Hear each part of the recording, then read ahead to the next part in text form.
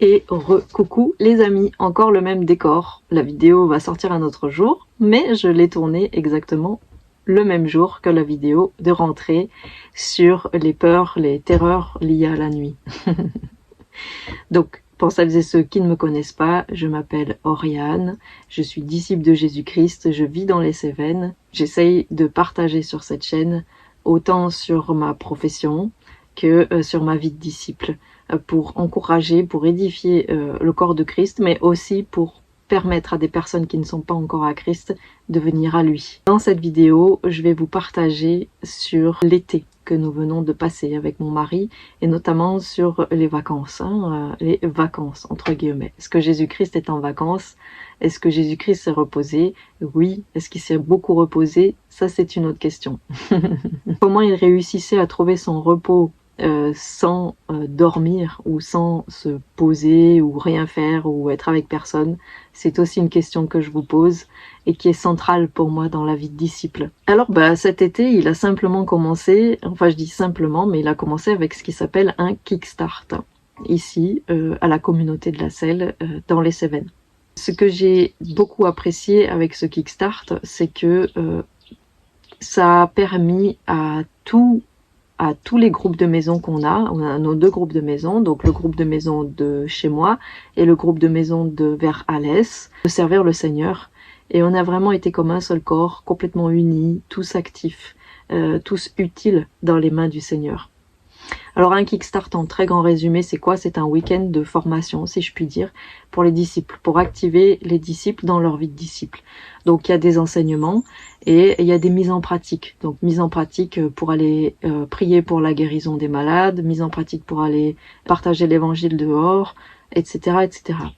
Et le dimanche, il y a des baptêmes pour les personnes qu'on a rencontrées dans la rue ou pour des personnes qui viennent au kickstart spécialement pour se faire baptiser. Ce qui est glorieux, c'est que pour ce kickstart, il y a eu 10 baptêmes. Pas un ou deux, mais 10 baptêmes. Des personnes d'un petit peu de partout dans l'Hérault, mais pas que. Et dans ces 10 baptêmes, il y a eu une famille aussi de 4 personnes. Un papa, une maman et les 2 fils.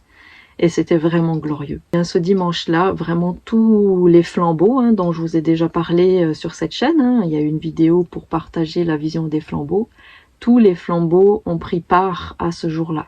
Autant dans les entretiens de repentance que dans la délivrance, parce qu'il y a aussi énormément de démons qui ont été chassés. Et toutes ces 10 personnes ont été libérées que pour prier pour que la personne reçoive le Saint-Esprit. Et vraiment, tout le monde a mis la main à la pâte. Et c'était glorieux. Donc, je veux déjà dire merci au Seigneur pour ça. Autant dans le fait que y a 10 nouvelles personnes dans la famille de Dieu, mais aussi de voir cette unité du corps de Christ. Réellement. Ça, c'est une grande bénédiction pour moi. Et je le garde précieusement. Pour me dire que malgré nos faiblesses et nos manquements, c'est possible. Si vraiment on est à l'écoute du Saint-Esprit, cette unité, elle est possible. Et quand elle est là, elle est vraiment puissante et surabondante et vraiment plus que vivante et tranchante. Parce qu'en fait, ce qui nous rend un, c'est l'Esprit du Seigneur en nous. Et il utilise vraiment chaque partie du corps pour faire qu'un seul corps, le corps de Christ, le corps de Jésus sur cette terre, pour libérer vraiment les gens. Des kickstarts, il y en a régulièrement tout au long de l'année, donc n'hésitez pas à vous renseigner. En description de ma vidéo, il y a toujours un lien qui renvoie sur une carte interactive des gens qui sont inscrits, qui sont liés à ces événements de kickstart. Du coup, n'hésitez pas à cliquer sur le lien pour avoir des infos un peu plus par rapport à ce mouvement qui s'appelle The Last Reformation. Ensuite, ce qui s'est passé quelques temps plus tard, moi j'ai décidé de pas du tout travailler dans l'été.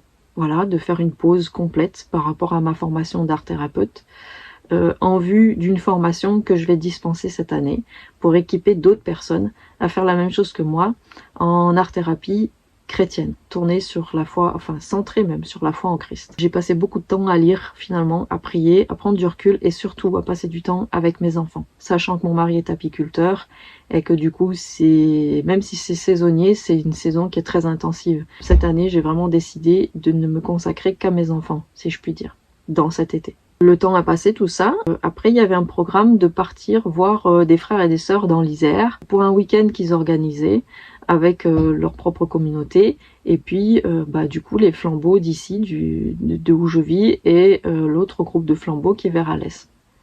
Donc on est monté, une bonne partie d'entre nous, là-haut. Moi, c'est là, à partir de là, qu'on a pris notre caravane. Et pendant 15 jours, au mois d'août, finalement, on est parti de chez nous complètement. Donc c'était quelque part en Isère. Et dans le programme étaient prévus bien entendu des temps de communion fraternelle, des temps d'écoute du Saint-Esprit, de prière, etc. Et aussi ce qui s'appelle un Luc 10. Donc je vous laisse le passage pour que vous vous remémoriez ou pour que vous sachiez, pour ceux qui connaissent pas. Jésus envoie 2 par 2 ses disciples avant la Pentecôte pour faire les mêmes choses que lui. L'idée, c'était que les flambeaux puissent expérimenter ça sur 2 jours, à peu près 2 jours. Donc mon mari, par exemple, il est aussi parti avec d'autres personnes du groupe. Et nous, on est restés sur place en quelques-uns pour prier pour les gens qui étaient partis et pour les enfants, parce qu'il y avait plusieurs enfants aussi qui sont restés. Il y avait 4... il y avait mes enfants, un autre, il y avait 3 autres enfants et 2. Voilà. Donc je vous laisse faire le compte. Évidemment, il y avait des super témoignages et ceux qui ont participé, je vous encourage vraiment à venir témoigner. Aussi, si vous voulez témoigner sur ma chaîne de ce que vous avez vécu, c'est avec grand plaisir, vraiment. Parce que je pense que ça peut édifier un maximum de personnes, en fait. À expérimenter la puissance de Dieu, la provision de Dieu, le fait que Dieu prend soin de nous, etc. Donc le Luc 10, c'est pas juste pour expérimenter le fait que Dieu s'occupe de nos besoins primaires, mais aussi cette idée du Matthieu 6,33 qui dit « Cherchez d'abord le royaume de Dieu, sa justice, et tout le reste vous sera donné en plus. » Donc l'idée, c'était vraiment d'aller chercher les personnes de paix qui sont prêtes à recevoir le Seigneur, prêtes à recevoir des guérisons. Il y a vraiment beaucoup de beaux témoignages. Il y a eu 4 ou 5 équipes de 2, je sais plus. Donc ça fait vraiment beaucoup de témoignages sur presque 2 jours où les gens sont partis. Et en fait, ce qui a été puissant pour moi sur ce moment où les autres étaient partis, c'est que moi, je suis plutôt quelqu'un qui normalement est dans l'action. Je suis la première à vouloir sortir plutôt que de rester prier.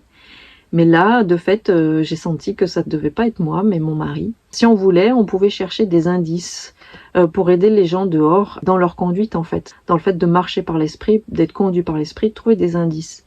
Et il y a eu une après-midi notamment où c'est comme si ça me tombait dessus. J'ai reçu plein d'indices d'un coup, mais alors plein d'indices. On avait créé un groupe WhatsApp, j'ai écrit tous les indices et tout. Et je me suis dit, bah Seigneur, ça fait trop, ça risque de les perdre en fait. Et pourquoi je reçois tout ça et c'est bizarre et tout.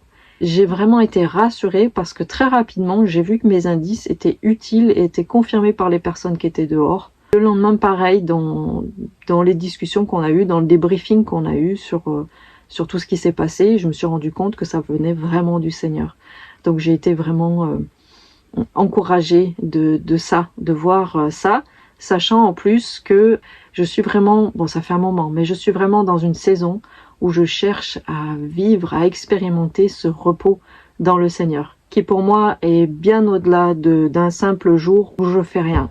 Pour moi, ça va bien plus loin que ça. Ça doit être quelque chose qui est de l'ordre d'un état intérieur, de quelque chose qui est permanent en fait. Et j'essaie vraiment de le vivre, de l'expérimenter et d'aller loin dans la parole pour découvrir vraiment qu'est-ce que ça veut dire le repos en Christ. Sachant que même dans le 7e jour où il est dit que Dieu se reposa, si on cherche vraiment les racines dans l'hébreu, on se rend compte que ce repos est malgré tout actif en réalité, d'une certaine manière.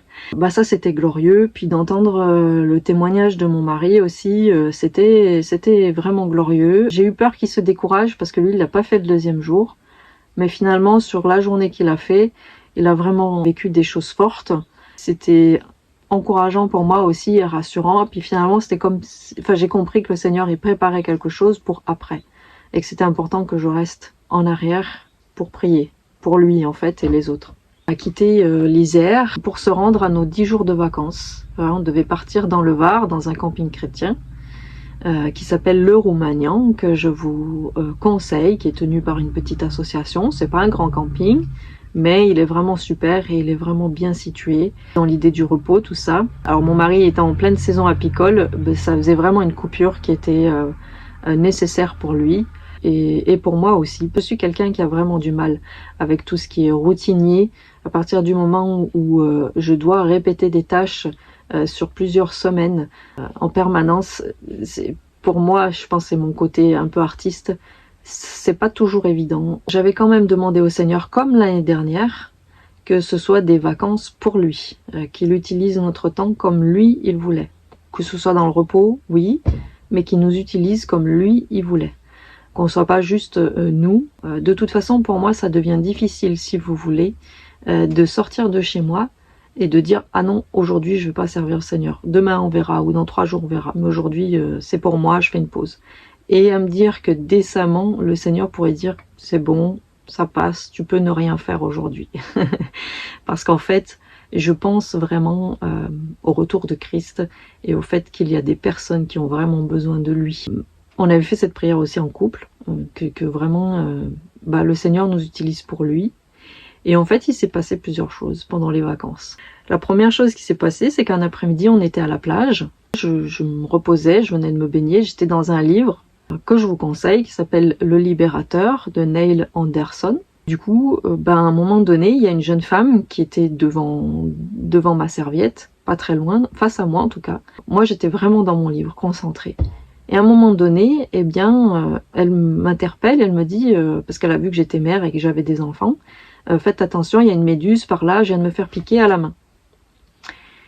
Et du coup, je la remercie, mais j'ai pas tilté tout de suite, si vous voulez. J'étais concentrée dans mon livre et j'ai même pas pensé une seule seconde à ce moment-là à prier pour elle, à lui demander à combien elle avait mal, etc., etc. Et en fait, elle est repartie, elle s'est levée à sa place et tout. Et à un moment donné, c'est comme si le Seigneur réellement m'avait poussée. Ferme ton livre, lève-toi, va la voir. Et du coup, j'ai pas réfléchi une seule seconde. C'est ce qui s'est passé. J'ai fermé mon livre. Là, le Seigneur m'a dit, oh, allô, allô, elle a mal, allô. Et du coup, j'y suis allée directement. J'ai été la voir. Je lui ai demandé directement, est-ce que vous avez mal? Comment ça s'est passé? Elle m'a expliqué l'astuce du sable pour avoir moins mal, etc., etc. Apparemment, c'était pas la première fois qu'elle se faisait piquer par une méduse, puisqu'elle connaissait déjà toutes les astuces. Sans réfléchir, je lui ai directement dit, écoutez, est-ce que vous voulez que je prie pour que la douleur, elle parte et que vous soyez guérie? Et elle a dit oui tout de suite, elle a tendu sa main directement, tout en me disant, mais moi j'ai perdu la foi. Et du coup, j'ai prié pour elle, et en fait, elle était piquée par là, ça a commencé là, et ça s'est répandu tout là. Donc elle avait la main toute rouge, gonflée, et puis il y avait toute une rougeur sur ce doigt-là, jusque-là, et là, il y avait plein de petites pustules là, sur la main. Et à partir du moment où j'ai commencé à prier pour elle, elle a senti un truc qui venait de là, qui descendait jusque-là, comme une chaleur et tout, et elle m'a regardé, déjà, elle était dubitative, j'avais même pas fini ma prière, qu'il y avait déjà quelque chose qui était en train de se passer en réalité. Pourtant, c'est des prières très courtes que je fais, et je vous le dis pour vous aussi, c'est une astuce. Quand vous priez, faites pas une prière de 3 heures et ne fermez pas les yeux. Dites juste, au nom de Jésus, main, je t'ordonne de guérir, par exemple. Au nom de Jésus, douleur, tu quittes. Mais cherchez pas à dire, s'il te plaît, Seigneur, fais que, tatati, gloire à Dieu, alléluia, etc. Les gens, ils n'ont pas besoin de ça, ils ont besoin de guérison et d'expérimenter Christ. Ils n'ont pas besoin qu'on fasse des litanies. Du coup, elle me dit, je sens déjà quelque chose et tout, j'ai beaucoup moins mal, etc. Je dis, est-ce que tu veux que je reprie pour toi une deuxième fois? J'ai prié pour elle 3 fois. Elle était reconnaissante et elle était choquée. Et elle m'a dit, mais vous faites ça souvent et tout. Et de là, je lui explique l'évangile, je lui explique qui je suis, en quoi je crois, etc., etc. Très rapidement. Je retourne à ma place. Sachant, vu ce qu'elle m'avait dit, que c'est bon, qu'elle était guérie. Même si il y avait encore un peu de pustules, déjà la rougeur était partie, elle était moins gonflée, et je me suis dit, c'est bon, c'est fait, je vais pas prier 10 fois. Et puis, en fait, au moment où moi, je pars avec mon mari et les enfants de la plage, c'est elle qui me court derrière pour me retenir. Attendez, attendez, attendez, la main tendue pour me montrer, en fait, qu'il n'y avait plus rien du tout. Et je crois qu'entre le moment où j'ai prié pour elle et où on est parti, il y a dû y avoir à peu près 3/4 d'heure. Comme ça. Et en fait, je l'avais vu prendre une photo de avant et je l'ai vu prendre une photo de après pour l'envoyer à d'autres. Voilà. Donc ça, c'est la première chose qui s'est passée. Et j'étais vraiment bénie. Et il faut savoir aussi que en descendant à la plage, parce que c'est une crique en fait qui descend, c'est un chemin de randonnée qui descend, c'est une crique magnifique. J'avais prié, j'avais dit au Seigneur, Seigneur, permets que tu puisses aussi utiliser mon mari pendant ses vacances. Et c'est ce qui s'est passé 2 fois, les jours d'après. Il s'est passé que un jour, on est parti faire des courses dans un supermarché. Et puis, en rentrant, moi, j'ai vu 2 SDF. Et en sortant, j'ai revu ces SDF. Et en arrivant à la voiture pour mettre les choses dans le coffre et repartir, j'ai dit à mon mari, il faisait très chaud ce jour-là, mais j'ai dit à mon mari, mais enfin, on peut pas rester comme ça sans rien faire, c'est pas possible. Enfin, même si on est vacances, qu'on est pressé, qu'il fait chaud et qu'on a faim, on peut pas rester comme ça, c'est pas possible. Il faut faire quelque chose. Est-ce que tu veux aller prier? J'aurais pu y aller moi-même, mais je sentais que c'était juste que je lui le demande. Et puis ce qui s'est passé, c'est qu'il y a été sans se poser de questions. Ben moi j'ai senti, j'étais avec les enfants à la voiture, on avait chaud, et j'ai dit bon on va voir papa. Mais j'ai senti que c'était juste que ce soit lui qui aille en premier. Et du coup il avait commencé à demander à un des deux hommes qui étaient là s'il voulait la prière. Le premier a refusé, c'était un ancien combattant, il avait 2 bandages sur les 2 mollets. Il a refusé. Il n'a pas insisté, il a été voir le deuxième. Un jeune Sénégalais qui avait 2 béquilles et puis des attelles à chaque jambe, à chaque mollet. Et qui concrètement marchait mal, boitait mal. Enfin boitait bien, au contraire. Et lui, il a accepté. Et il se trouve que ce jeune homme était musulman. Et qu'il est reparti avec un petit évangile en disant ça c'est le trésor le plus précieux que vous m'ayez donné, je le garderai toute ma vie. Et il a accepté la prière tout de suite alors qu'il est musulman. Il a dit mais comment on peut pas accepter quelque chose qui vient de Dieu? C'est pas possible. Donc il a accepté la prière. Et ce qui s'est passé, c'est que pendant que mon mari priait pour lui, moi j'étais voir l'ancien combattant.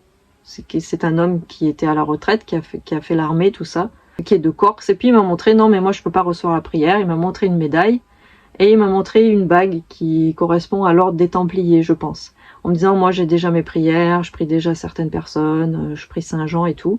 En fait, je suis partie de là en lui disant, oui, mais vous savez que Jean, c'était le disciple de Jésus, et tatati tatata. Et du coup, en finalité, il a accepté la prière, en m'expliquant que son problème, c'est qu'il a été brûlé, en fait. Donc j'ai prié pour son mollet, il m'a dit qu'il avait mal. 8 sur 10 comme ça, 7 ou 8, je sais plus. À la première prière, il m'a regardé, et il continue à parler, mais je lui dis, mais est-ce que vous avez encore mal? Et là, il me regarde, il dit, non, j'ai plus mal. Et en fait, il était tellement dans son truc qu'il n'a pas capté tout de suite. Et puis finalement, il a dit, bah en fait c'est bon, j'ai plus besoin de prière. Et ce qui s'est passé, c'est qu'après, mon mari qui avait commencé à prier pour le Sénégalais, il lui a demandé de commencer à marcher. Et le monsieur, directement, il s'est dit, je vais marcher sans béquille, essayez. Et alors il a fait un premier va-et-vient, et il regardait, il était trop content, il souriait et tout. Mon mari a repris une deuxième fois. Il a refait un autre va-et-vient, encore plus loin que la première fois, et il est revenu en dansant. Et en fait, ce qu'il nous a expliqué, c'est qu'il avait des rhumatismes dans les hanches, et que ça le faisait boiter, et que les mollets, c'était encore autre chose. Et que là, il avait plus du tout mal, qu'il est revenu en dansant et tout, sans les béquilles, il était tellement émerveillé, tellement reconnaissant, merci Dieu, etc. Et donc, on lui a annoncé l'évangile. Et là, moi, j'étais vraiment reconnaissante parce que le Seigneur me montre comment il veut nous utiliser ensemble, en couple, mon mari et moi. Il faut savoir que souvent, quand on fait des sorties, on les fait l'un sans l'autre. Actuellement, en tout cas. Une autre histoire, puis je m'arrêterai là, c'est pour les guérisons. Un jeune homme qu'on a croisé, un jour on est parti à Toulon pour visiter Toulon. On a pris le bateau depuis un village, je sais plus le nom, Saint-Mandrier. Depuis Saint-Mandrier, on a pris un bateau pour aller jusqu'à Toulon. Et en fait, dans le bateau, juste à côté de mon mari, il y avait un monsieur avec une attelle sur un pied, enfin au-dessus d'un pied. Et c'était vraiment à côté de son pied. Les 2 pieds, ils étaient vraiment proches l'un de l'autre et mon mari n'a pas vu. Et là, je regarde mon mari en silence, je lui dis mais... Et en sortant du bateau, mon mari me dit mais si tu me l'avais pas dit, je l'aurais même pas vu. C'est là aussi où je vois la complémentarité. Et donc pareil, quand on sort du bateau, le jeune homme et sa compagne sont devant nous. Et mon mari va, il commence à poser des questions, etc. Alors, comment ça s'est passé, etc. Le jeune homme, super ouvert, il explique et tout. Pareil, mon mari propose la prière. Il accepte tout de suite, alors qu'il nous dit pareil, j'ai plus la foi, tradition catholique, communion, etc. Souvent on entend ce discours. Donc souvent on dit oui, mais nous on n'est pas catholique, on croit ceci, on croit cela. On croit que Jésus, il agit encore aujourd'hui. Il accepte. La douleur était à 6 sur 10. Dès la première imposition des mains, la douleur, elle est tombée à 0. Et il nous regardait, il était vraiment choqué. Donc on a annoncé l'évangile, etc. Et il a dit, ah, ça va peut-être me faire reconsidérer ma foi. Voilà. Je dois être aussi honnête avec vous. Le soir, il nous a recontactés pour nous dire que la douleur était revenue. Donc, on a été honnête aussi avec lui, on lui a dit ouais, c'est des choses qui arrivent, on comprend pas trop pourquoi souvent. mais on sait que Dieu peut guérir. Et on a quand même annoncé l'évangile et tout ça. On lui a proposé aussi de revenir le voir pour reprier pour lui, mais il n'a pas donné suite. La dernière chose que je dirais par rapport à ces vacances aussi, qui pour moi était une bénédiction, c'est le dimanche. Il y a un culte dans le camping, avec les gens du camping qui veulent participer à ce culte. Et si chacun a envie d'apporter quelque chose, c'est libre, etc. Et en fait, il y a eu un moment de temps de témoignage pendant ce culte. Et mon mari a décidé de se lever et de témoigner de ce qu'on vit actuellement avec les flambeaux, ce qui a donné lieu à des discussions après le culte, notamment avec un Allemand qui vit quelque part vers Grenoble, en famille, et qui la semaine d'avant avait demandé au Seigneur. Il a conscience qu'il arrive à un certain niveau, à un certain plafond au niveau de sa vie chrétienne, et que il attend du Seigneur de lui dire qu'est-ce qu'il doit faire maintenant. Quand mon mari lui a parlé de la vie de disciple, ça lui a donné des réponses en fait. Et on a eu un dîner ensemble où on a beaucoup échangé sur la vie de disciple, etc., etc. La communion fraternelle, l'église de maison, etc., etc. Et un autre jeune homme notamment qui a vécu des choses assez fortes, des divisions d'église, des histoires de délivrance aussi. Son père qui a découvert des choses qui pouvaient chasser des démons, que ça a été mal reçu dans leur église de maison, qui était plutôt traditionnelle, etc. Donc ça a enchaîné plein de conversations en fait. Globalement, c'était des vacances vraiment bénies. Je suis reconnaissante envers le Seigneur pour tout ça. Cette vidéo, c'est pas pour me vanter, pas du tout, du tout, du tout. Mais c'est vraiment pour vous encourager à y aller. Si vous êtes né de nouveau, que vous avez reçu le baptême dans le Saint-Esprit, vous êtes capable de faire les mêmes choses. Parce que c'est pas vous qui faites, mais c'est Christ qui va faire à travers vous. Et Christ est appelé à prendre beaucoup plus de place en vous. Encore plus de place en vous. Vraiment. On a reçu un esprit de force et de sagesse. Un esprit qui peut vraiment faire tout ce qui nous paraît impossible. On n'a pas reçu un esprit de timidité. Alors osez être une lumière. Vraiment, osez être une lumière. Allez, soyez bénis. À bientôt.